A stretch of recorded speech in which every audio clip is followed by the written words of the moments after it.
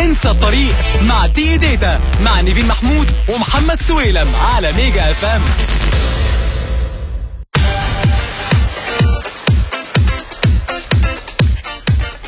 يلا نبتدي بقى الحلقة. يلا بقى.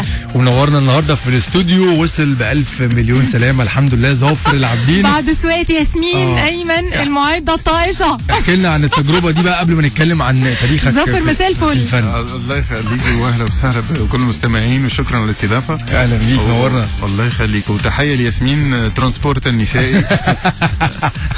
النسخة المصرية. والله احنا شغالين على الاصلاح يعني النسخة بس معلش. لا هي ما شاء الله هي مختلفة تمام. باين. هي كانت متوصية بس الحمد لله. احنا جربنا كل المطبات تمام. والعفش سليمة كويس الحمد لله. الحمد لله. طب الحمد لله على السلامة. الله يسلمك. بس انت اصلا يعني سمعتك في تونس ان انت يعني عندك ثقة في الستات والستات بيأيدوك بشدة صح؟ لا انا بأيد ياسمين بس مش هنرجع مع بعض. من بعيد لبعيد. ده اول واخر مرة. من بعيد لبعيد. طيب الحقيقة واحنا بندور على ظافر العابدين، مش بندور عليه طبعا لان هو موجود معانا في كل رمضان دلوقتي بقاله 3 سنين اهو الحمد لله. كل مرة بيظهر في شكل وفي دور مختلف تماما. لكن لما ابتدينا بقى نبص على السي في بتاعه لقينا ان هو ما سابش حاجة الا وعملها الحقيقة. ومجالات مختلفة حتى لو بعيدة عن الفن. انا اول مرة اعرف ان انت كنت تلعب كورة، كنت لعيب كورة وبتلعب يعني في فرق كبيرة سواء كانت في بره في باريس او في انجلترا. ممكن تحكي لنا؟ انا ابتديت يعني في الترجي الرياضي التونسي صنف كيف بيقولوا اداني الاثار الواسط وبعدين الامال وبعدين شويه في الفريق الاول وبعد لعبت في البطوله القوميه مع الترجي الوطنيه مع ترجي جرجيس يعني في القسم الاول التونسي. اوكي. الترجي اللي احنا نعرفه ده الترجي التونسي. بدايتي كانت في الترجي التونسي وبعدين في ترجي جرجيس. فما ترجي جرجيس ما انا ده ما عرفتوش ده انا عطلت هنا وانا قلت يمكن هو بالتونسي جرجيس. لا هما الاثنين كانوا الترجي التونسي وترجي جرجيس. اوكي. في جنوب وكنت بتلعب في انهي مركز؟ مدافع يعني 4-5 كده. نقدر ناخد اي علامه من المركز ده اللي انت بتدافع كويس مثلا؟ في كده قطع كده 4 غرز. كانت رجل حد بيشوط او حاجه؟ دماغ طارت كده عادي. وبعدين ايه اللي حصل؟ ايه اللي خلاك ما تكملش في الكوره؟ والله كانت فما اصابه واللي بعدتني عن الميادين. رباط صليبي ولا كانت ايه؟ لا في مش رباط صليبي بس حاجه في الركبه. وبعدين مع الرجوع كان في تغير قوانين في تونس، قوانين الفرق والاحتراف وكذا. فكنت مجبر ان انا ما العبش مده 2 سنين لو كنت عايز اروح لفريق تاني. فكانت في شويه اشكاليات قانونيه. بعد كده يعني بعد 2 25 سنه انا كنت اوريدي يعني كنت عايز اكون يعني طموح ان انا مثلا العب محترف بره وحاجات. ف 25 حسيت ان انا اتاخرت وبرضه زي ما بنقول الباشن راحت شويه من بعد 2 سنين راح الحماس راح بعد 2 سنين راح. فابتديت ادور على سكه ان انا عشان كنت برضو وانا بلعب كوره كنت دايما بحب التمثيل فكنت بدور ازاي يعني انت ابتديت مشوارك في التمثيل وانت بتلعب كوره ولا؟ لا بعد ما خلصت. بس كان وانت بتلعب كوره بتفكر في التمثيل؟ لا بحب التمثيل بس مش كشغل. لا عشان كانت هوايتي الاولى هي الكوره فبحب التمثيل. يعني لو ما كانش حصلت المشاكل دي في القوانين لا كنت كملت في كوره. اكيد. طب ودلوقتي بعد بقى الشغل ده اللي انت عملته في التمثيل في مجال التمثيل هل انت يعني شايف ان انت لا كان ممكن تكمل فعلا؟ كنت تحب فعلا لسه؟ لا انا بحب فعلا بحب الكوره يعني دي ما كنتش بفكر في حاجه تانية. فوقتها ما كنتش عارف ان انا برضو اقدر امثل فلا ما كانش في يعني ده كان الاختيار الاول وبس. بعدين انا برضو اكتشفت ان انا ممكن اعمل حاجه تانية فده كويس. بس انت عملت حاجات تانية كتيره جدا برضو. يعني انت برضو اشتغلت كمساعد مخرج عشان في تونس في الاول ما كنتش عارف ازاي ادخل ميدان التمثيل. فاشتغلت كوميرشال مع مخرج تونسي اسمه استاذ منصف ذويب واتكلمنا في الموضوع فاقترح عليا ان ابتدي زي كمساعد معاه في المكتب وفي التصوير عشان افهم شغلانه التمثيل والتصوير صناعه السينما. صناعه السينما والميديا مش ازاي. عشان معاهد في تونس كانوا 4 سنوات وانا ما كنتش عايز برضو اعمل تضيع وقت. يعني فالبدايه كده. بس بعدين رحت المدرسه برضو ابتديت من الاول. انت شكلك ملول ملول يعني يعني بتزهق بسرعه. لا ادور دايما على الدايركت، الطريق اللي ممكن بس اقصر طريق بس برضه. مش معناها انه مش الطريق الصح، بس الطريق اللي انا لا مش شرط خالص، عشان في 4 سنوات دراسه ممكن تدرس اخراج وكتابه وحاجات تانية، بس انا كنت عايز تمثيل بس. اوكي. فكنت عايز بدور على تفوكس او تركز على بس الجزء ما كانش في حاجه تانية. طيب خلينا نركز على التمثيل، بس بعد ما نسمع الاغنيه دي هنشوف بقى ظافر العابدين ابتدى ازاي ومع مين وفين، لان هو محطاته كتيره، والحقيقه ان هو حتى ما ابتداش في موطنه الاصلي اللي هو تونس.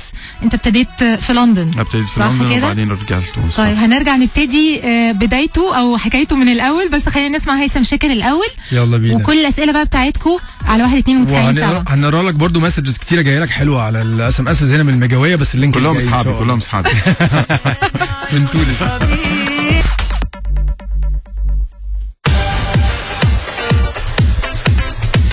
النهارده ضيفنا هو ظافر العابدين، واحنا هنستنى كل اسئلتكم ليه لو حابين او تكلموه على الهوا على طول، يا اما على 192.7 او 38 زي ما كنا بنقول قبل الاغنيه والفاصل، ان اكتشفنا ان هو عنده مواهب كتيره جدا، ان هو ابتدى كلاعب كره قدم وبعد كده مساعد مخرج، واشتغل برضو موديل شويه في الاعلانات. كانت الفترة بعد الكورة وقبل التمثيل، وقبل ما تروح مع اشتغل مساعد مخرج. كنت اشتغلت في يعني في عروض الازياء في تونس، وبعدين قمت كان في مسابقة عرض الازياء وعرض الازياء البحر الابيض المتوسط، وشاركت فيها ورحت لفرنسا لمدة 5 شهور مع ايجنسي هناك. وبعدين رجعت لتونس، وبعدين كان موضوع المساعد المخرج سافرت انت بقى لندن وقررت ان انت تروح تدرس هناك. بتروح تدرس مبدئيا اللغة. ليه؟ ده سنة 99. القرار ده انت اخدته ليه؟ يعني برضو عشان يمهد لك حكاية التمثيل؟ هو لما كنت بشتغل مساعد مخرج اشتغلت في كوميرشال، يعني اعلان انجليزي تصور بتونس فبجد كنت معجب جدا بالحرفية والناس بتشتغل ازاي واسلوب التعامل، فقلت بعدين وانا عارف الانجليز بالذات. الانجليز بالذات. وبعدين اللغة الانجليزية لغة عالمية برضه يونيفرسال لانجوج. وبعدين برضه في التمثيل هم مدرسة، يعني شكسبير واسلوبهم في مدارس التمثيل، فقلت خلاص لو اقدر ممكن اروح هناك، بس ما كانتش في فكرة ان انا اشتغل هناك، وان انا مش عارف. كنت اروح 3 شهور ادرس لغه وبعدين اشوف ممكن اعمل ايه، ممكن ورك شوب. درست خطابه صح؟ انا بعد ما درست مده سنه لغه، بعدين رحت ل3 شهور، بعدين درست مده سنه لغه، وبعدين دخلت مدرسه تمثيل لمده 2 سنين، بيرمنغهام سكول اوف سبيتش اند دراما. دي مسرح بقى، دي اصول المسرح كله. بس تمثيل بس. تمثيل يعني اختصاص تمثيل، بيرفورمانس. على طول بس. ودي في جامعه بيرمنغهام. فدرست لمده 2 سنين وبعدين اتخرجت. بس قبل ما اتخرج عملت كاستنج في مسلسل انجليزي اسمه دريم تيم على فريق الاحلام على قناه سكاي. والحمد لله يعني اول ما خلصت المدرسه دخلت طول على طول. ما هو ده اللي احنا مستغربينه جدا. اول طلعه جويه ليك كانت في لندن ودريم تيم وعلى سكاي. بالظبط. كابتن الفريق كمان في المسلسل. فانا حاسه ان بداياتك بتبقى قويه جدا، ويعني بسم الله ما شاء الله في محطات عالميه. يعني انت ابتديت فعلا في لندن بعيد خالص عن اي حته قريبه من بلدك. صح. هي ما كنتش صعب جدا ان انك تقول انا هعمل كده وهدرس لغه وبعدين تمثيل وبعدين على طول مسلسل. فهي ظروف، بس انا اتحركت وسافرت وعملت مجهود ان انا اكون ممكن في المكان المناسب، ودرست الحاجه اللي كانت لازمه والحمد لله ربنا وفقني يعني في الكاستنج وابتديت. بس في الاخر بدايه كانت كده، ما كانتش يعني مش عارف ما كنتش راسم لها قوي. بس هي ما تقدرش عشان موضوع التمثيل انك تهاجر تروح المكان بلد تاني. كان ممكن بعد 3 شهور ارجع لتونس، برضو صعب جدا ان انت يعني كانت في اوقات صعبه جدا هناك، عشان في الاخر رحت كده على 3 شهور. كانش في بلان محطوطه. لا ما كانش في بلان جت كده من عند ربنا. جت كده وبس. محتاج ان انا اشتغلت كتير برضو، واشتغلت في مطاعم في حاجات عشان احوش شويه فلوس. كنت بتكافح وانت بتدرس يعني. فالموضوع بس المطاعم عن مطاعم تفرق الحقيقه. صح مطاعم تفرق. يعني بس هم هناك بس هم هناك برضو فكره ان انت تشتغل ومن 18 سنه خلاص ممكن تطلع من البيت وبتروح وبتدور على شغل. ده العادي عندهم. الطبيعه عندهم يعني. انا بشتغل في مطعم بتلاقي حد من ايطاليا، حد من فرنسا، حد، وكلها الناس كلها عندها اهداف ولازم تجيب شويه فلوس عشان تقدر تعيش فده طبيعي هناك. العيله بقى، العيله بتعمل ايه في تونس بقى؟ العيله يعني موضوع صعب برضو يعني. هي العيله جزء في تونس وجزء في لندن. لا العيله وقتها لما سافرت عيلتي كلها في تونس. اوكي. عيلتي كلها في تونس، فامي وبابا واخواتي كلهم في تونس. فطبعا موضوع صعب انك تبقى بعيد عن عيلتك. بس في الاخر انا اول ما اسافر كنت يعني رحت لابويا واتكلمت معاه وقلت له خلاص انا عايز اعمل كده. قال لي تمام، لو انت هتعمل كده بس هتبقى يعني دي حاجه بجد ودي بتحبها تمام، فربنا شجعك. فما فيش مشكله لو انت عايز تعمل كده. فالموضوع برضو كان الحمد لله كنت فاهم عشان هو عارف ان انا مش هروح هناك بس عشان يعني تنطلق بقى بس لا فالموضوع كان كده. الغربة دايما صعبة بس الحمد لله لما تجيب نتيجة تبقى حلوة. طيب احنا ممكن نسمع اغنية لفيروز مثلا دلوقتي؟ جدا. سهر الليالي. وهنرجع نكمل عن الليالي بقى اللي قضاها ظافر العابدين في لندن وفي محطات تانية كتيرة جدا. وحاسة ان احنا كل كده ما هننقص فيك شوية هنطلع بحاجة هنطلع بحاجات كتيرة جديدة. هنجيب البرد المصري. لو اي حد اكتر من كده خلاص احنا عدينا. اي حد عنده سؤال لظافر في اي عمل من اعماله اللي فاتت او الاعمال الجديده ابعتوا لنا مسجز على 1227. واي حد عايز توصيله ياسمين ايمن واقفه جنبنا برضه. ياسمين موجوده هنا في اسرع وقت. هتوصلكم كده زي امبارح، فاكره في القصه طبعا. غير عربيه. عايزين نشكر كمان مصطفى الهادي على مجهوده والاعداد وكده. فطبعا بنشكرك يا مصطفى يا بوجي حبيبنا يا بوجي. انا يحضرني سؤال يحضرني سؤال كده لظافر. دلوقتي انت مثلت في مسلسلات في لندن وفي افلام عالميه كبيره زي ما هنتكلم برضو عن الدور اللي يمكن ما بانش على السينما وكده. هل في فرق بقى سواء تكنيكلي او في طريقه الشغل في صناعه المسلسلات او في السينما بره في انجلترا او في هوليوود او غيرها وبين هنا في الشرق الاوسط او في الدول العربيه او في مصر او في تونس او كده، ولا هي متقاربه؟ هو طبعا في فروقات، خصوصا لما بنتكلم على البيج بادجت، الافلام الكبيره جدا اللي انتاجيا يعني تمام.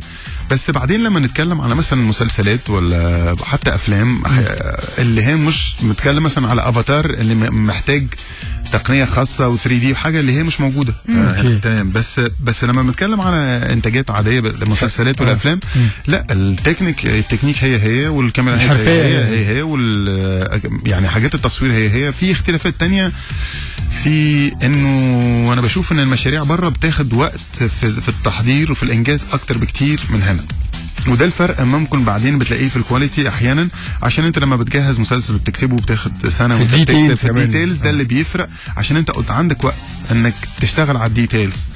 الفرق ان احنا في العالم العربي عموما ان احنا يعني بسرعه بنكتب بسرعه فبنحاول نخلص بسرعه، واحيانا نبتدي نصور والحلقات وعاده الوقت بيسرقنا برضه في التصوير عشان بنشتغل رمضان بس، فاحنا في زحمه رمضان فانت لازم تخلص قبل رمضان، مع انه الموضوع ممكن ياخد اشهر اكتر بكتير بس انت لازم تخلص. فده بيخلي ممكن في فرق في الكواليتي. بس في الاخر انا بقول انه تكنيكلي ولا كتالنت يعني كمواهب موجوده جدا في العالم العربي في كل مجال، يعني في الصوره ولا في الاخراج ولا في الكتابه. بس بعدين توظيف الناس دي في ستراكشر معينه ده الاختلاف. هو الحاجه المميزه قوي عندك انا الحقيقه لغايه دلوقتي ما قابلتهاش في اي ممثل عربي يعني على حد معرفتي، ان 3/4 الممثلين بيبتدوا الاول هنا مثلا في مصر او في الوطن العربي ايا كان موطنه ايه، وبعدين بيحاول بقى مع مرور الوقت ان هو يوصل للعالميه عن طريق ادوار عاده ممكن تبقى ادوار مؤثره بس صغيره او ادوار كبيره. انما انت ابتديت بالعكس تماما، انت ابتديت في لندن وعملت كذا مسلسل وافلام وبعد كده رجعت بقى لتونس، وبعدين كمان احنا مصر كنا محطة متأخرة كمان في الآخر.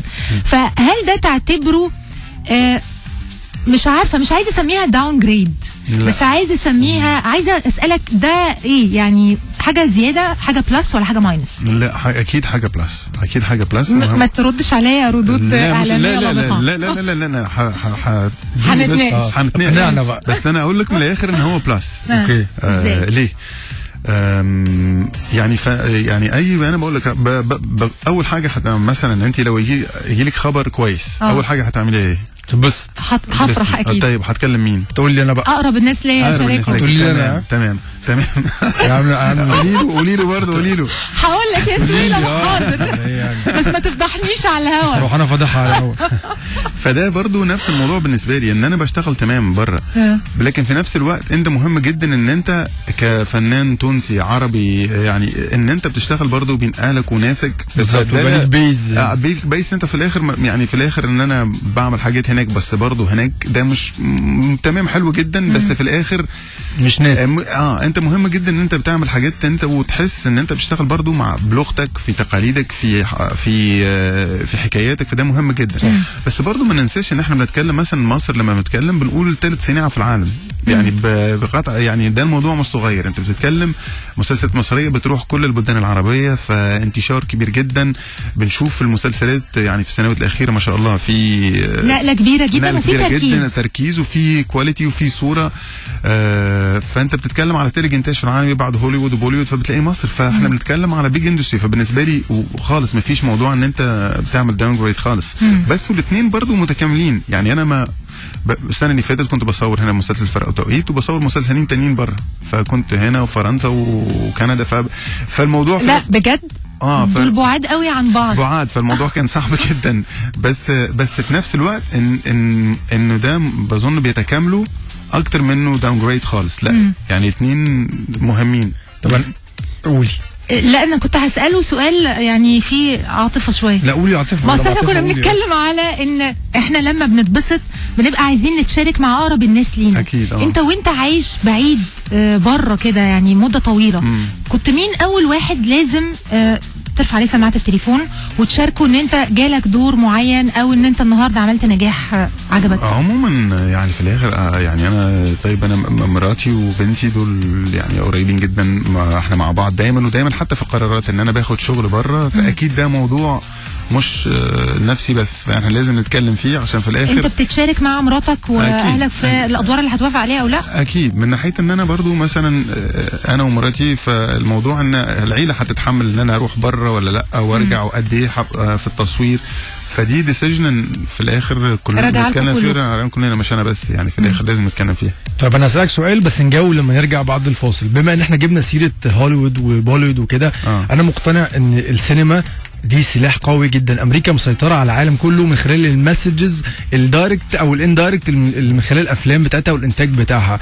احنا بقى كوطن عربي، شكرا على السؤال ده وكمصر والله العظيم احنا بنفضل نتكلم بعض داخليا بس، وافلامنا مش بتوصل للعالميه بمعنى هتاثر فينا زي ما افلامهم مؤثره فينا. صح. ايه اللي ناقصنا؟ ان احنا نوصل بالعالميه بمسجز من الوطن العربي للعالم كله، عشان نغير الفكره اللي هم واخدينها عنا، او اللي ممكن ناس معينه بتحاول تبينها، او ناس تستهبل ان هي تبينها وناس ثانيه عايزه تصدقها. نوصل للليفل ده ازاي؟ جاوبنا عليه لما نرجع، لان انت احتكيت بالانتاج بره وفي انجلترا وفي امريكا وغيرها وكده. عايزه اقول لك ان الناس بقى بعتلك كمان على 192.7 متابعين كل اعمالك. نيران صديقه كنت منور في فرق توقيت، دي ماري. أيوة. في كمان بحب تمثيله جدا، هو كان بيلعب كان في الترجي وخسروا قدام الاهلي كتير بس مش مهم.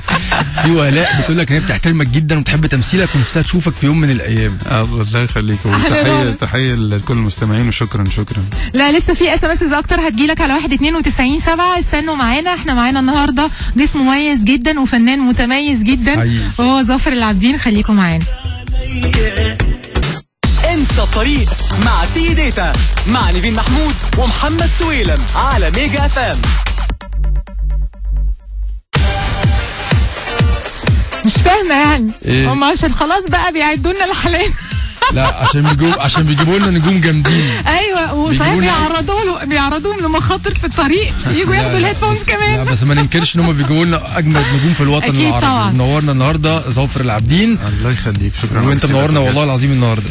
شكرا يا حبيبي، شكرا، الله يخليك على الاستضافه بجد، شكرا. ربنا يخليك. طيب نرجع تاني بقى لسؤالك. احنا وقفنا عند سؤال خلاص هو بيجي في دماغي كتير جدا وفعلا مجنني.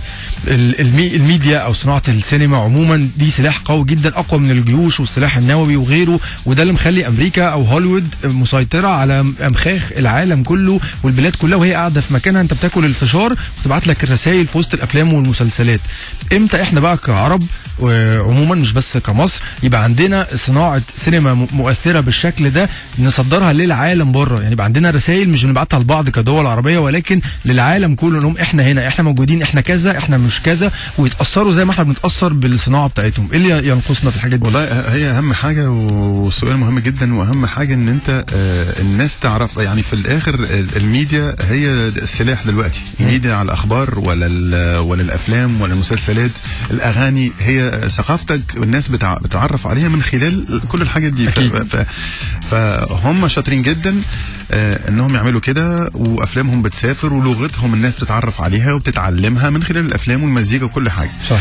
احنا برضو لازم نعمل كده، بس المشكله فين؟ ان احنا عموما بنفكر يعني انتاجيا، الناس بتفكر دايما في ان انا الفيلم ينجح وانا برجع فلوس الانتاج، مكاسب، وده برضو حق مشروع لاي منتج انه يعمل كده.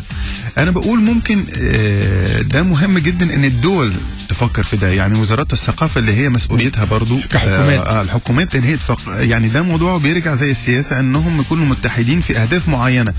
اهداف معينه ان احنا مشاكل العالم العربي كلها نفس المشاكل تقريبا، في يعني مستوى معين، ان الناس فاكرانا حاجه تانية، وان احنا مثلا الارهاب ده في كل شارع في كل حاجه والناس كلها ارهابيين. فدي مشكله الوطن العربي دلوقتي. فازاي ازاي نغير الصوره دي؟ اكيد من خلال الحضور في العالم الغربي اعلاميا، وبرضو في السينما والمسلسلات. المشكله دلوقتي ان مفيش فيلم ولا فيلم عربي بيكون عنده نجاح. ممكن بيروحوا للمهرجانات بس مفيش افلام، مفيش مشاهده جماهيريه بره، جماهيريه ان هي عندها ديستريبيوشن في السينماهات. طب معلش، هل انت برضو شايف ان دي مشكلتنا احنا، ان احنا ما عندناش افلام ممكن ان هي تكومبيت او تنافس، ولا هم كمان كغرب قافلين الباب علينا ان يوصل افلام؟ لا خالص. المشكله احنا لازم ندور على احنا ممكن نعمل ايه قبل ما ندور هم مش عايزين نعمل ايه. بيحطوا لنا مشاكل ايه؟ لا ده خلي دي حاجه تانية. بس في اول حاجه احنا نقدر نعمل ايه عشان نغير قبل ما نقول هم مش عايزين. احنا مش عاملين افلام ممكن تتعرض هناك عشان نقول ان هم مش عايزين، عشان في الاخر مفيش انت افلام. شايف ان احنا لسه ما وصلناش للمستوى؟ لا مفيش. مثلا انت مش عامل فيلم انجليزي ممكن يتعرض هناك، فانت اقرب حاجه تعمل له فيلم اللي هو ممكن يفهمه. تعمل له فيلم ممكن يكون الفيلم انجليزي 100%. بس احنا ياما احنا من كل الافلام اللي بنشوفها دلوقتي اصلا انجليزي او يعني هم عندهم او فرنساوي حتى، تمام. هم بس عندهم سبتايتلز. بس هم عندهم الميزه انهم بقالهم تاريخ 60-70 سنه هنا بيبعتوا افلامهم، بس انت عايز تختصر برضو الطريق. فتعمل ايه؟ انا فكره مثلا بقول ان انت زي ما اليهود عملوا قبل في نيويورك وفي سيناء، انك تعمل مسلسل ولا فيلم انجليزي، هو فيلم انجليزي بالكاست انجليزي، بس انت بتحط شخصيه ولا اتنين عربيه في الفيلم اللي هما مين كاركترز، ويكونوا شخصيات ايجابيه. فانت بتغير للمتفرج وجهه نظره ان هو في ناس الانطباع من غير ما انت لو عايز تحط كله فيلم عربي وتقول له اتفرج مش هيتفرج. دي ثقافه ثانيه لازم كده حاجه متغلفه في الثقافه بتاعتهم. زي ما هم بيعملوا مثلا حاجه يعني لو عايزين يغيروا مش هيقول لك ده هنا في كارثه، فبيقول لك حاجه وفي انت تفهم بعدين دي ممكن كارثه. فلازم تلعب لعبه الناس دول. فانت ممكن لازم تعمل فيلم اللي يكون فيه تشارك في فيلم. احنا عندنا فلوس كتيره برضو في العالم العربي ده، ممكن تتوظف حاجه تعمل فيلم كو برودكشن مع الناس دول. اجيب سيلبرتيز من هوليوود يعملوا افلام وهم في الاستوديوز ممكن بيشتغلوا. بس انت في نفس الوقت يكون شروطك ان يكون معايا ممثل 2 ايجابيين في الدور. صح. عندهم مثلا دكتور تمام كده. فانت بتغير تدريجيا الصوره وبتدخل سوق. وبعدين ممكن حتى تعمل افلامك، بس في الاخر لازم تدخل السوق. فمش هتدخل السوق اكيد ان انت تعمل، ممكن يعمل فيلم عربي يكون حلو جدا ويتعرض بره ويروح للاوسكار زي كذا فيلم عربي، بس ده هيبقى اندبندنت فيلم وهيبقى ريليس يعني في القاعات صغير جدا، والجماهيريه بتاعته تبقى قليله. بس انت عايز تروح للكوميرشال. مش هتعمله الا هم معاك، عشان في الاخر انت مش هتعمل اكشن موفي دلوقتي احسن من بورن ولا مواصفاتهم هم اللي هيتفرجوا فيها. هم لسه كمان سابقين في الامكانيات في افلام الاكشن وكل حاجه ويعني ففي الاخر لازم تلعب. بس ده اهم حاجه ان الناس تتحد مع بعض زي السياسه، ان يكون عندنا هدف معين ان احنا نغير الصوره. فازاي البلد دي فيها ناس بتكتب كويس والبلد دي فيها امكانيات، فانا بدي الفلوس وانا بدي احنا والله نزلنا من على الجمال وبنركب عربيات اهو حضر مشاريع كبيره. انت قلت فكره عبقريه انا عمال اتخيلها دلوقتي. يعني دلوقتي لو على مستوى الحكومات عملنا ملتقى ثقافي عربي لكل صناع السينما او الاندستري ده كله في الوطن العربي، وعملنا لها زي صندوق بهدف واحد احنا نغير الايمج دي، وعملنا كو برودكشن مع ناس في هوليوود سليبرتيز معروفين وعندهم جماهيريه بره، وعملنا له ماركتنج صح وببليستي في العالم الغربي بره، وفي المسجز اللي عايزين نوصلها دي كبدايه مشروع يقعد بقى سنين ونفضل نعمل التعاون ده مره واثنين وثلاثه، نستعين من نجومنا في الوطن العربي ونجومهم بره عشان ناخد جمهور من هنا ومن هنا. هتغير الكلام ده كله. ما انت دلوقتي بتشوف افلام امريكيه دلوقتي بياخدوا بيج ستارز من بوليوود عشان هو برضو عارف ان الفيلم ده هيعمل ديستريبيوشن كبيره جدا هيبيع هناك. بس احنا مش يعني الفكره مش تغير وجهه نظرهم كلها. في الاخر انت شخصيه ايجابيه في فيلم ان هي تكون عربيه شويه بادوار صغيره او حتى مشاهد قليله. هي مش مشاهد بس الدور يكون له مساحه في الاخر بس ورا الدور. عشان في الاخر انت المسج دلوقتي بتشوف احنا كممثلين بتلاقي نفسك في افلام اللي ممكن بتعاني مشاكل الارهاب ولا حاجه، فبرضه في نفس الموضوع. بس لا خليه طبيب مصري عايش في نيويورك مش مهم هو حدوته مش مصريه، مش لازم مغزى وراه سياسي، مش لازم يكون مغزى عادي. بس انت بتقول والله هو يقدر يكون ودمه خفيف تمام، هو منين هو اصله ده عربي ولا بس مش لازم تبقى حاجات دايركت او مباشره. لازم احنا كلنا كده ولا لا مش هينفع. وانت ازاي تقول علينا كده ونطلع نتخانق في الفيلم خالص. طيب احنا هنسمع دلوقتي اغنيه وهنرجع بقى نتكلم على محطه مهمه جدا جدا جدا وهو اول ظهور طبعا لظافر العابدين في مصر. نتكلم على فيرتيجو ولا تحب نروح لنيران صديقه؟ لا فيرتيجو طبعا محطه مهمه جدا جدا جدا. فونزي بعتلك مسج طويله عريضه بتشكر فيك وفي اعمالك وفي الاذاعه وفي الجاست اللي معانا وفي المؤدين وفي كله. ولاء بقى هنقرا لك المسج بس بره الهوا يعني عشماوي بيمسي عليكي وانا لا عمال يضحك ماشي عشماوي على ميجا اف ام.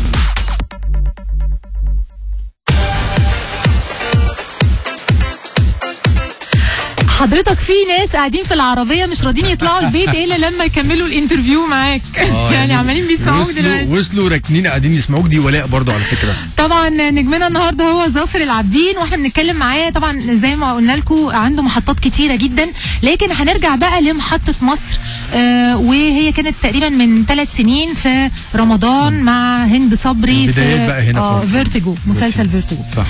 قول لنا جه الموضوع ازاي اصلا، لان كمان انت يعني زي ما قلنا على ادوارك في لندن وكده وبعدين تونس، فهنا مصر كانت النقله جت ازاي؟ نقلنا يعني كنت عايز اكون موجود في يعني في الدراما المصريه. يعني انت اللي قررت انك عايز انا كنت عايز من قبل كده كنت اكون، بس برضو لازم اكون في المشروع اللي هو يكون المسلسل الصح. فكنت برضو منتظر ان تبقى في دور حلو، بدايه مظبوطه. فالفكره جت انا وهند اصدقاء من قبل، وهند صبري يعني اصدقاء، واشتغلنا بعض في مسلسل في تونس مكتوب، فهي عارفاني جدا. ولما ابتدى التحضير لمسلسل فيرتيجو الناس كانت بتقترح اسماء يعني في الانتاج والاخراج كل حد بيقترح اسم لدور معين. دور ديالي هو كان دور مركب فاقد السمع بيتكلم بالاشارات عنده تحتها في الكلام، فهي اقترحت اسمي من ضمن الاسماء. انت ليه كل ادوارك في مصر مش تقليديه ومش عاديه ومش سهله وعاده بيبقى فيها بعض من الشر او لا ضياء ما فيش شر خالص مركبه. لا ضياء ماشي بس بعد كده خلاص كله في بس برضو الدور ده انت ما كانش دور عادي. لا دور ضياء كان صعب جدا وكان تحدي بجد. فالدور كان حلو. الشغل مع هند مع استاذ عثمان ابو لمن في الاخراج، احمد مراد يعني القصه هي اللي رشحتك للدور. هي ومع الشروق مع شريف المعلم استاذ شريف معلم. فالظروف كلها كانت حلوه ان انا اكون موجود في العمل. فالحمد لله يعني كانت اول مشاركه، وبالنسبه بالنسبه لي من احسن الادوار يعني اللي اتقدمت لي، يعني دور حلو جدا. بس قعدت سنه كامله لغايه ما ظهرت تاني مره في مسلسل نيران صديقه، صح؟ ما حاولتش تظهر بعد كده في مصر تاني في فيلم، في مسلسل تاني؟ والله كانت فما ظروف الشغل، وكنت ما كنتش موجود هنا، فمش فاكر بالظبط ايه اللي حصل. بس بعدين كنت عارف يعني طارق الجنايني اللي هو المنتج تي فيجن، كان برضه شريك في غني عن التعريف. طارق الجنايني بنمسي عليه يعني مسا كبير جدا لو سمحت. حبيبي جدا وصديق، فبجد فهو اول ما يعني جاله الورق بتاع نيران صديقه اتكلمنا مع بعض وعرض عليا فكره الدور، فانا كنت عارف ان انا هرجع ان شاء الله للدور نيران صديقه. طب اسمح لنا كده نسمعك حاجة، طبعا انت اكيد حافظها عن ظهر قلب، جزء من دور رأفت، نسمعه. انا هحكي لك حكاية حلوة قوي يا وجود، بس هي حكاية كبار. كان في واحدة جربوعة جوزها لماها من حواري امبابة، بس هي كانت بتحب واحد جربوع زيها. جوزها عامل المستحيل عشان ينضفها، بس للأسف الرك على الأصل. أنا مش فاهم حاجة يا بابا. اطلع اوضتك يا حبيبي، شغل النسوان ما يليقش على أولاد الأصول. ولا أمك بنت صالح باشا ما علمتكش الكلام ده؟ لا ما علمتنيش. يعني دور غريب وعلاقة أغرب بينك وبين مراتك منى شلبي. المسلسل كله أصلا الأدوار غير تقليدية بالمرة، القصة غريبة. أنا قعدت أفكر كده لو أنا مكانك انا هوافق في قد ايه؟ هاخد وقت قد ايه وهسأل كم واحد بني ادم على وجه الارض دي عشان اوافق على الدور ده؟ كنت متردد او خدت وقت تفكر قبل ما تعمل الدور؟ ما ترددتش؟ قريت السكريبت تمام على طول. يعني الموضوع احلى حاجه انه مختلف تماما عن الحاجات اللي شفناها قبل.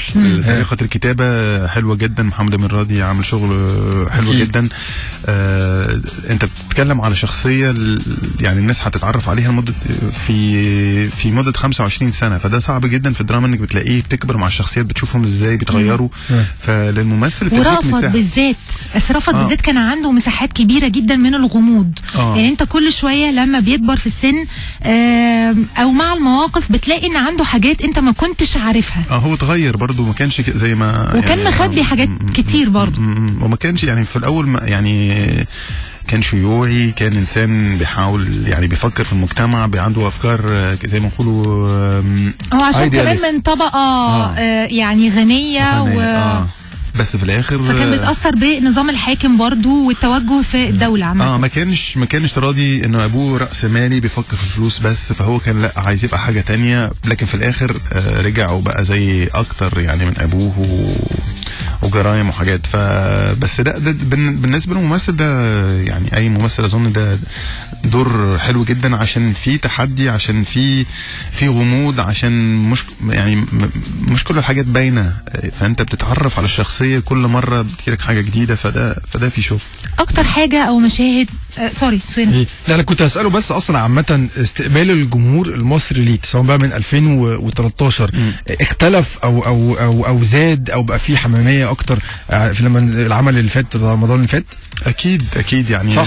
تحس ان زادت القاعده الجماهيريه بتاعتك اكتر عن السنه الاولانيه. الناس بتعرفك اكتر وبتشوفك في حاجات مختلفه، فده اظن مهم جدا. والناس يعني الناس بتتابع وبتفهم وبتشوف، فلا اكتر وبتعلق معاها، فبتستنى الدور اللي بعده. ان شاء الله يا رب، ان شاء الله يا رب، يعني ان شاء الله يكون الناس تقبلت يعني الادوار ان شاء الله. طب واكتر دور دلوقتي لما الناس بتقابلك بتقول لك ايه، يا رأفت ولا تناديك باي دور؟ ولا اظن رأفت مساحه الدور نفسها والمشروع نفسه والفريق اللي كان موجود، كل ممثلين اخراج انتاج، يعني المسلسل نفسه اخذ مكانه خاصه في رمضان لما اتعرض، مع انه ما كانش رمضان ده، كان اللي قبله، لكن لغايه دلوقتي صح. الناس فاكراه كويس قوي. صح.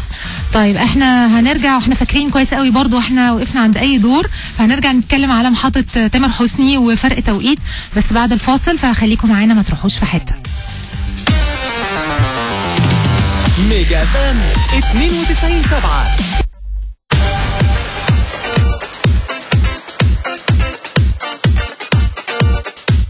طيب معانا اجدع تحيه عايز اقول لك بس على حاجه ليك يا زوف. وتحيه كل الاسكندرانيه بيمسوا عليك وعلى راسهم ايمان الشاذلي.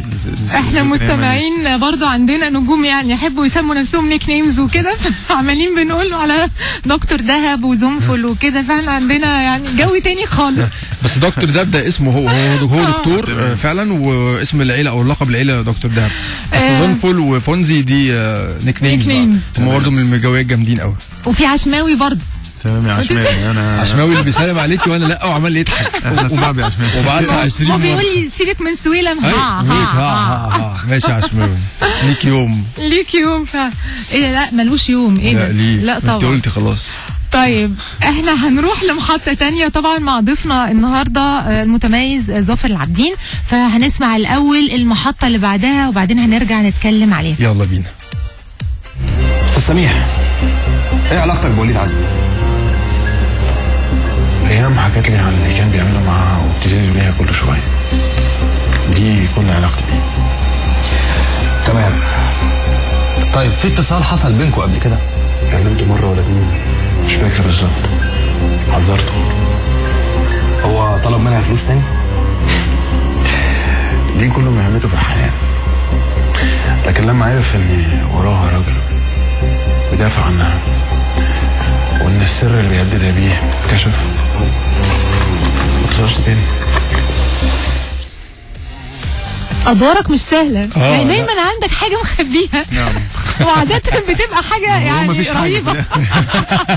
ولا حاجه مخبيه ولا حاجه مخبيه. لا انت على الحقيقه مش حاسه ان انت بتخبي حاجه. لا مفيش حاجه. لا بس انت عكس كده خالص في الادوار.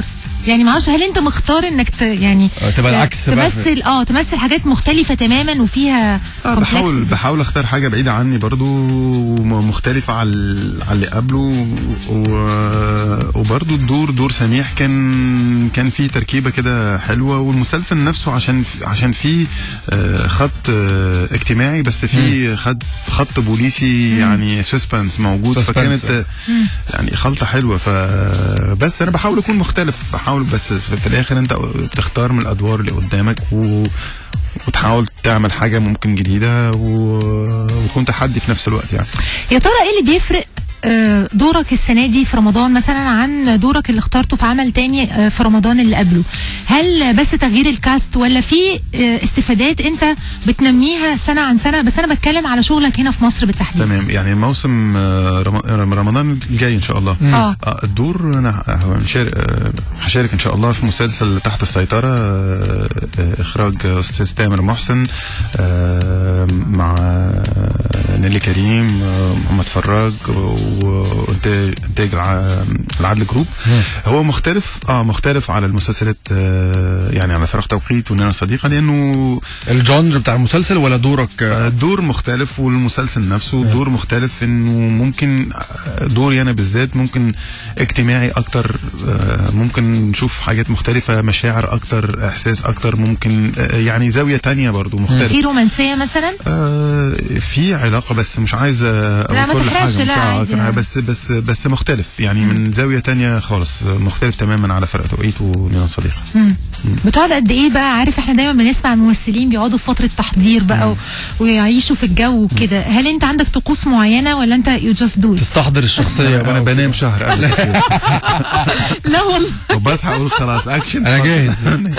لا بجد فعلا. هل ممكن يبقى عندك مثلا بالعكس يعني حاجه تانية خالص، لا مبالاه مبرحه وتطلع على لا مبالاه، لا يعني بذاكر، بحاول اكون جاهز تمام، بس في الاخر برضو بحاول افصل بين الدور وبين يعني بالكاركتر الاصلي. لا تمام يعني لا انا في التصوير في المشاهد بس، وبعدين بعد المشاهد بريح، وبعد ما اخلص التصوير في اليوم احاول افصل تماما من الشغل عشان ابقى برضو فريش بس كل ممثل له طريقته في الاخر. بس بحاول كده، بس قبل التصوير هتكون في بروفات ويعني وفي وجهات نظر، كل حد باين وجهة نظره عشان نبقى شغالين كلنا في نفس الهدف. وبس يعني لازم تشتغل على الدور، مهم جدا. بس هل كمان بيفرق الكاتب اللي هتشارك معاه في الدور ده، الورق نفسه، الممثلين اللي هتشاركهم الادوار، المخرج، اهم يعني مهم جدا. التمثيل هو انا بشوفه زي العمل الجماعي، ما تقدرش تعمل حاجه وحدك. انت ممكن تكون شاطر جدا، اي حد ممكن يكون شاطر جدا، بس في الاخر لو ما فيش ورق حلو جدا، لو ما فيش ممثلين معاك حلوين جدا، لو ما فيش اخراج حلو جدا، مش يعني مش كله بيكمل بعضه. كله بيكمل بعضه يعني صعب. يعني موضوع انت في مشهد 2 مثلا في المشهد، ف اتنين لو واحد يوقع المشهد فالمشهد هيوقع على واحد يطلع، فالتاني هيطلع معاه. فده مهم جدا ان كل الفريق يبقى مع بعض يعني. لا مهم جدا. والكتابه لو مفيش ورق كويس انت مش هتعرف تمثل، بس تمثل يعني في الاخر. طيب خلينا نسمع اغنيه وهنرجع نقول لكم برضو على حاجه ظافر قالها لنا بره الهوا. لازم تحكي لنا على موضوع الترانسبورتر. لا ودافينشي كود. قصه اللي ورا دافينشي كود. انا ما قلتش حاجه على فكره. خلاص يبقى احنا اللي هنقول. في تسجيل في كل حاجه. في وعد يا باشا. في وعد بجد. لا في تسجيل للوعد. لا وخليه نختار الاغنيه اللي جايه تعملها اهداء بقى لمراتك وبنتك، حتى لو هم مش سامعين لما نديك كوبي يبقوا يسمعوها. تمام اوكي. يلا بس برضه ما يمنعش ان احنا هنقول على الموقف وبعدين نصلحها باغنيه. ايوه تمام. خليكم معانا وابعتوا لظافر طبعا الاس ام اس على 19297. لك وحشه يا حبيبي. انسى الطريق مع تي داتا مع نيفين محمود ومحمد سويلم على ميجا اف ام.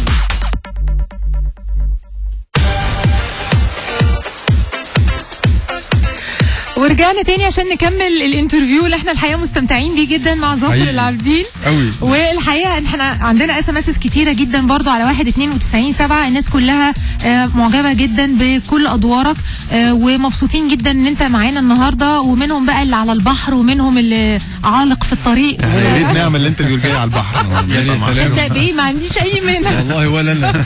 واكيد ياسمين ما عندهاش مانع. بس ياسمين مش هتسوق المركب المره دي. ديفينتلي نوت.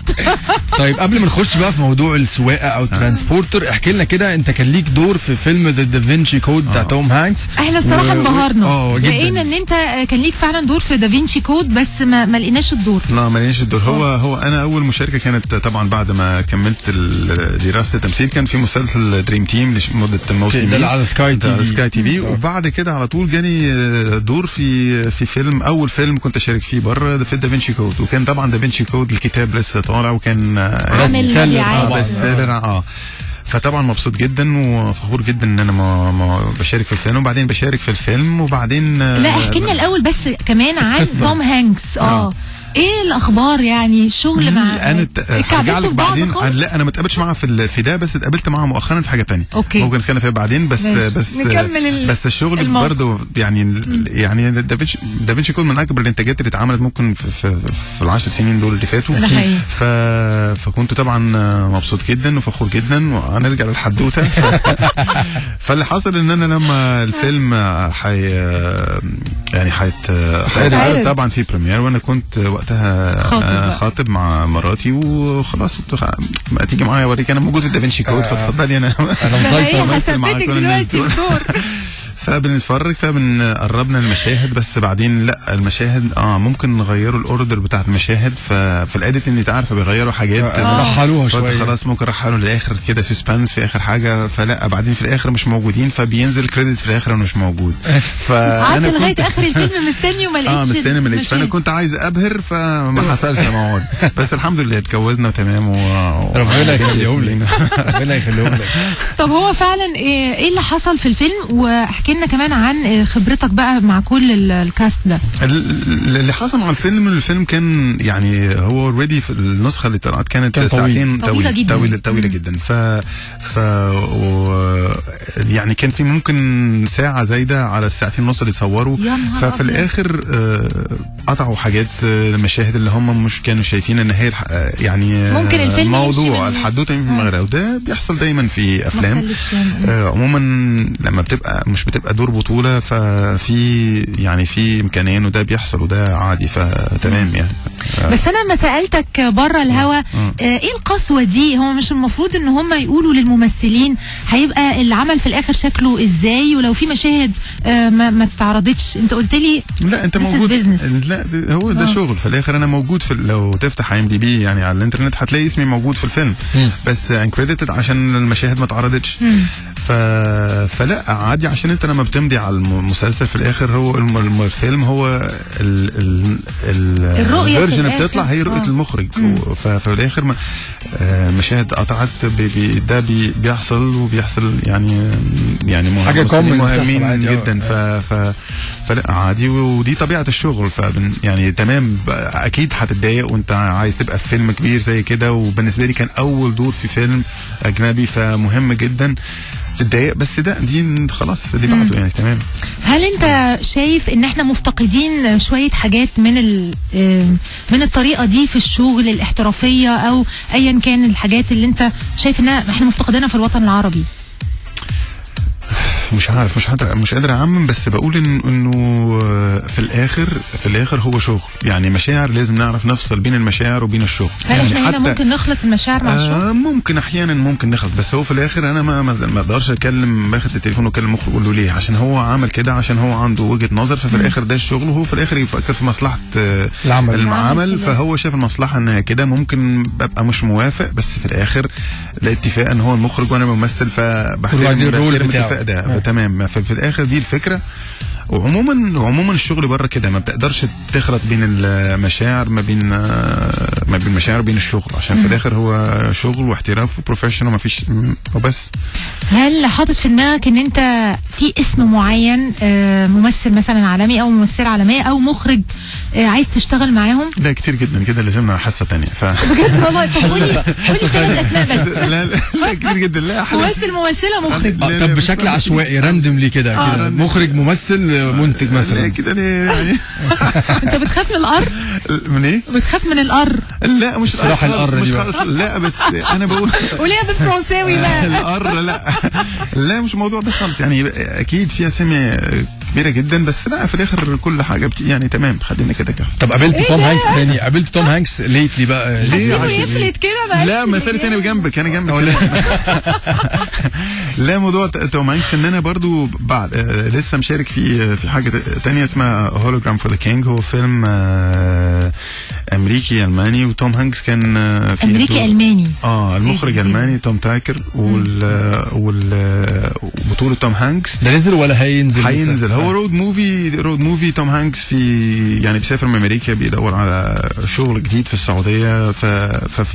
فالفيلم بيحصل هناك، وفي الرود موفي بيقابل شخصيات معينه، وانا بقابله معاها مشهدين دور صغير بس مع توم هانكس. ومهم جدا يعني برضو ان انا كنت عايز اقابله في دافنشي كود، ما قابلته سبحان الله قابلك في الفيلم الثاني يا برنس. بس الحمد لله مش هتقطع ده عشان الحدوده مش هتتفهم لو يتقطع من غير المشاهد دي اهم حاجه. دي اهم حاجه عينك فيها يعني. ممكن اروح مع مراتي وياسمينة كمان. وياسمين ولا ده ابوكي ولو اتقطع بقى حافظ لابوكي. طب الاغنيه اللي جايه دي اهداء خاص منك او سبيشال ديديكيشن منك لمامة ياسمينة والياسمين؟ اكيد. مش عايز تضيف كلمتين؟ عايز تقول لهم اي حاجه كده؟ لا كمان اسمعوا الاغنيه وحاولوا تتبسطوا بقى. تتبسطوا مع الاغنيه. طيب احنا نسمع الاغنيه وهنرجع نكمل مع ظافر العابدين، وانتوا كمان كملوا معانا والحقوا ابعتوا لنا الاسئله اللي عايزيننا نسالها له على 192.7 او طبعا اهلا بيكم على 38 الناس اللي بتحب. مش مصدقه ان انت بتستجيب كده بسرعه بجد؟ يفلت من السؤال تقوم سايبه. طبعا ايه ده؟ احنا جروب خاص على فكره. انا جنبكم وممكن نتكلم فيه المره الجايه. المره الجايه الحصه الجايه ما عندناش مانع. الحصه الجايه نورنا. يلا بينا.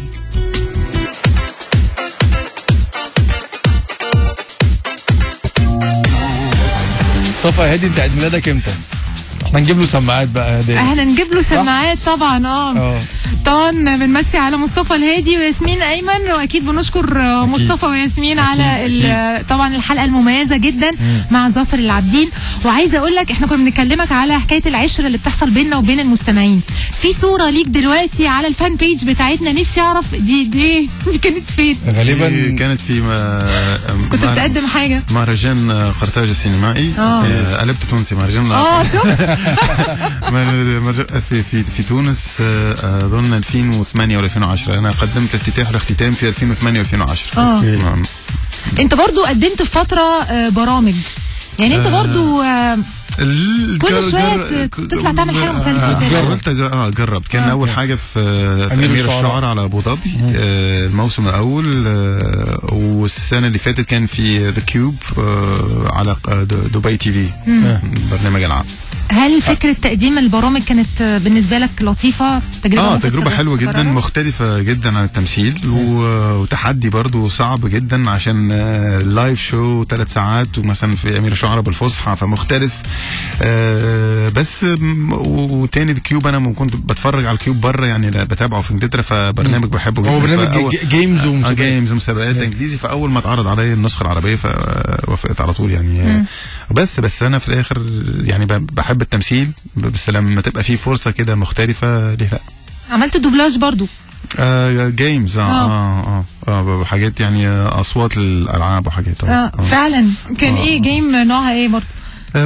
يعني اكشن حاجات. كان في حاجه اسمها برينك، كان في حاجه اظن 007 جيم بوند، في انفيرنو، في كذا 4 ولا 5 حاجات يعني.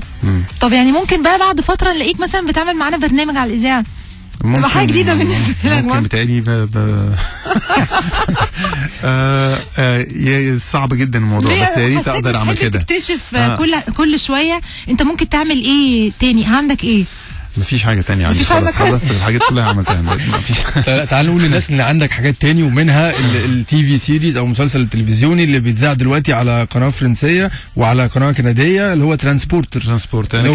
هو كان في مشاركة، هو ميني سيريز. انا شاركت في يعني جيست ستارينج في حلقتين، دور ترانسبورت فرنسي اوليفييه داسان، وهو اتعرض في قناة. تعرف انت تقول كده؟ Olivier Dassin. There we go. Olivier Dassin. Je suis égyptien. Yes. Tu parles français? Oh là là. Ah oui, bien sûr. سمعتها قلت قوي. مش قوي. وي مش قوي، قلت قوي. بحاول ابقى زي قوي. اصل سويلم من الحقيقه دايما يقعد يضرب يعني افلام. دلوقتي انتوا هتتريقوا عليا انا؟ لا الحمد لله، انا ثقافتي عاليه جدا. طبعا. وبس. في مسلسل فرنسي برضو لسه خلص عرضه على كانال بلوس، اسمه انجرناج. هو ميني سيريز، انا كان عندي مشاركه فيه. هو 12 حلقه وانا شاركت في 5 حلقات يعني. طيب ده بالنسبه كده للاعمال اللي بره مصر، او اللي هي مشاهده اجنبيه، سواء في كندا او في فرنسا او كده. صح. في مصر انا الان في تصوير مسلسل اريد رجلا، انتاج الصباح، اخراج بتول عرفة. ده قبل رمضان حقيقي.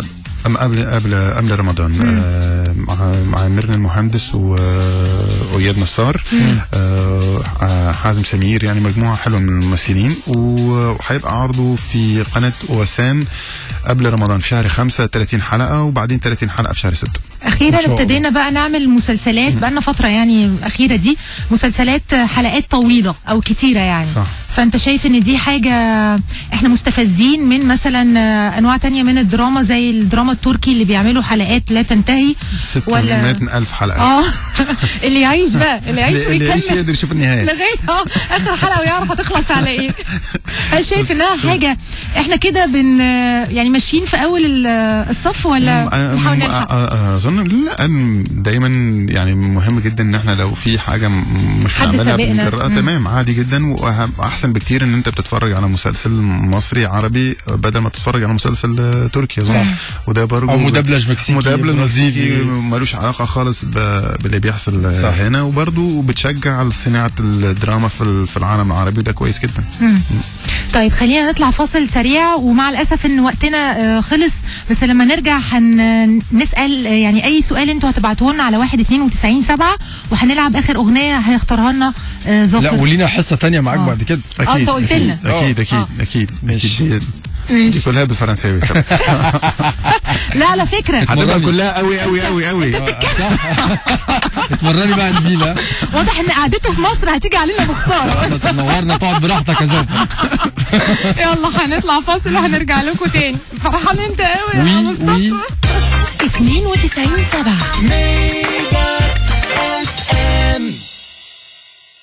لو سنك من 13 ل 15 سنة ونفسك تحقق حلمك، كون فريق من 8 لعيبة واشترك في بطولة كوبا كوكاكولا المراكز الشباب. اتصل على 19-393 عشان تعرف تشترك ازاي وفين. الفريق الكسبان هيسافر ألمانيا يتدرب في معسكر أبطال كأس العالم. كوبا كوكاكولا، كله عشان الكورة. لو سنك من 13 ل 15 سنة ونفسك تحقق حلمك، كون فريق من 8 لعيبة واشترك في بطولة كوبا كوكاكولا المراكز الشباب. اتصل على 19-393 عشان تعرف تشترك ازاي وفين. الفريق الكسبان هيسافر ألمانيا يتدرب في معسكر أبطال كأس العالم. كوبا كوكاكولا، كله عشان الكورة. عايز تحضر ماتش تشيلسي في لندن؟ مكانك مستنيك. موبينيل ادتك الفرصة. ابعت 9 ل 11 واشترك في باقة تشيلسي واكسب فرصة لحضور أقوى ماتشات تشيلسي في ستانفورد بريدج. موبينيل، دايما مع بعض. ايكيا عاملة خصم على أكتر من 1000 منتج، فكرنا نقولهم كلهم. سويلم على ميجا اف ام.